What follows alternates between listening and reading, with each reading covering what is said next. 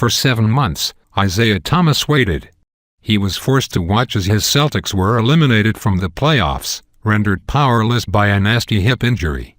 He had no choice but to later accept Boston's cold, shrewd calculus in trading him to a conference rival for another high-level guard. It was then that Thomas, who famously carries every slight with him, bided his time. The wait must have been excruciating. Thomas is a baller in the Jamal Crawford tradition, and for 7 months he was denied both his joy and his primary mode of self-expression. Basketball is Thomas's means to send messages and settle scores. For 7 months it wasn't, leaving the All-NBA guard to opine when he would rather fire back with pull-up jumpers.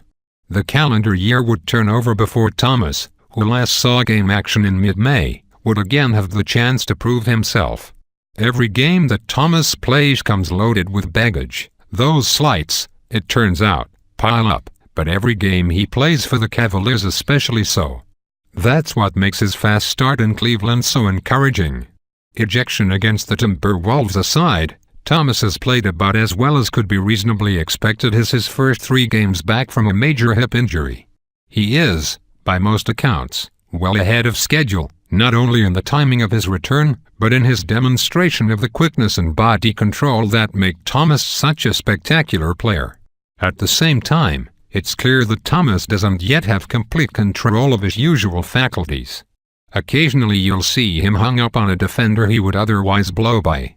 Thomas compensates with hand-to-hand combat, little pushes and holds that give the 5'9" guard some functional separation.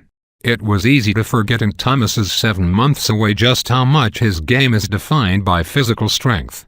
When speed alone won't do, it affords Thomas the means to manipulate the world around him.